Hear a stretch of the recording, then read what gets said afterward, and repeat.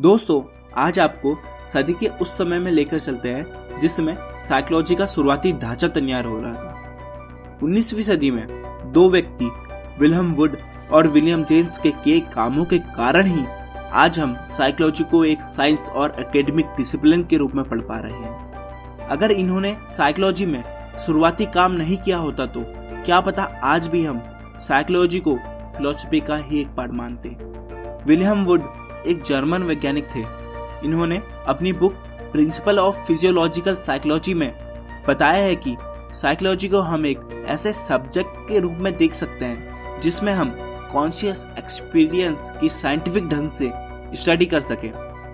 दोस्तों, यहाँ conscious experience का मतलब है कि जो एक्सपीरियंस हम जागरूक होकर करते हैं, जैसे हमें सुनाई देना, गर्म ठंडे का एहसास, दिखाई देना, ये सब कॉन्शियस एक्सपीरियंस के अंदर ही आते हैं। वुड का कहना था कि कॉन्शियसनेस यानी जागरूकता के भी कंपोनेंट होते हैं और इन्हीं कंपोनेंट्स के कंबाइंड इफेक्ट से हम पूर्ण रूप से जागरूक हो पाते हैं। इन्होंने जागरूकता के कंपोनेंट्स को जानने के लिए इंट्रोस्पेक्शन मेथड का यूज किया था।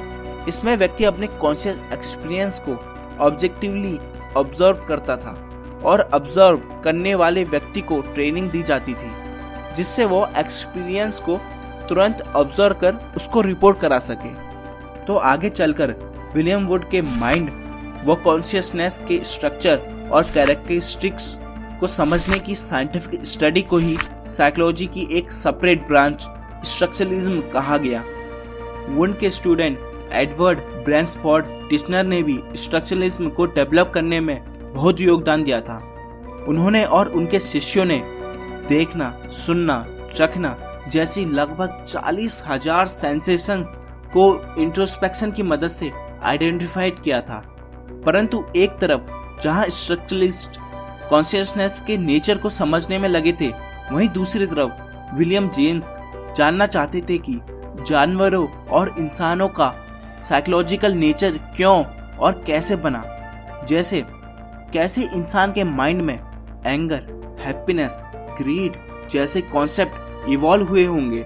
दोस्तों, इन्हीं टॉपिक की स्टडी को उस समय फंक्शनलिज्म नाम से जाना गया, जिसको आजकल इवोल्यूशनरी साइकोलॉजी के नाम से जानते हैं। दोस्तों, जेम्स और फंक्शनलिस्ट स्कूल के अन्य सदस्य डार्विन की थ्योरी ऑफ नेचुरल सिलेक्शन से बहुत इन्फ्लुएंस थे। यह थ्योरी बताती है कि इंसान और जानवर की मौजूदा शारीरिक बनावट समय के साथ साथ इवॉल्व हुई है और इस इवोल्यूशन के पीछे का कारण अपने बदलते इन्वायरमेंट में सरवाइव करना है। यहाँ इन्वायरमेंट में सारे फैक्टर शामिल हैं जो किसी प्राणी को जीवित रहने के लिए जरूरी हो। तो फंक्शनलिस्ट का मानना था कि डार्विन थ्योरी प्राणी की शारीरिक बनावट के साथ साथ मौजूदा साइकोलॉजिकल कैरेक्टरिस्टिक के लिए भी जिम्मेदार है। जैसे आजकल लोग कहते हैं कि गुस्सा, जलन, ईर्ष्या ये सब बुरी फीलिंग्स हैं और इसको टोटली डिस्कार्ड कर देते हैं। परंतु फंक्शनलिस्ट का मानना है कि गुस्सा, ईर्ष्या जैसी साइकोलॉजिकल कैरेक्टरिस्टिक का भी हमारे सर्वाइवल में योगदान है। फॉर एग्जाम्पल, ईर्ष्या हमें बेहतर बनने के लिए प्रेरित करती है जिससे हमारे सर्वाइवल के चांस बढ़ते हैं। परंतु फंक्शनलिस्ट अपनी थ्योरी को प्रूफ करने के लिए कोई एविडेंस नहीं दे सकते थे, क्योंकि मॉडर्न और उस समय की टेक्नोलॉजी से हम फिजिकल एवोल्यूशन तो डिकोड कर सकते हैं किंतु साइकोलॉजिकल इवोल्यूशन नहीं। फंक्शनलिस्ट के बाद साइकोलॉजी में एक क्रांतिकारी स्कूल का इमर्जेंस हुआ जिसने साइकोलॉजी में नई अप्रोच और नए पर्सपेक्टिव इंट्रोड्यूस किए, जिसे आज हम साइकोडायनामिक साइकोलॉजी के नाम से जानते हैं, जिसके founder famous psychologist sir Sigmund Freud हैं। इन्होंने कॉन्शियसनेस को 3 लेवल में डिवाइड किया: कॉन्शियस, सबकॉन्शियस एंड अनकॉन्शियस। अब तक जहां अन्य साइकोलॉजिस्ट सिर्फ कॉन्शियस एक्सपीरियंस को स्टडी कर रहे थे, वहीं फ्रॉइड ने इंसानी बिहेवियर में अनकॉन्शियस विचारों, फीलिंग्स और मेमोरीज के रोल को समझाया। फ्रॉइड ने अपनी थ्योरीज अपने पेशेंट्स के विचारों और बिहेवियर को एक्सटेंसिवली स्टडी करके दी थी।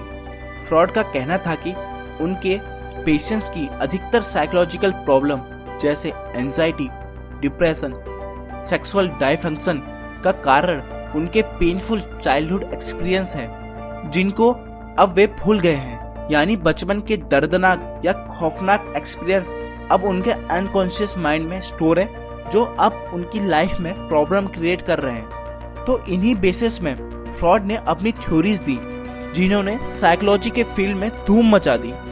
दोस्तों, समय के साथ कई नए स्कूल साइकोलॉजी में इंक्लूड होते गए, जिनको हम चैनल की अपकमिंग वीडियोस में जानेंगे। और अगर आप स्टूडेंट्स हैं और अपनी पढ़ाई में इफिशियंसी को बढ़ाना चाहते हैं तो नीचे स्क्रीन में दी गई वीडियो में क्लिक करें।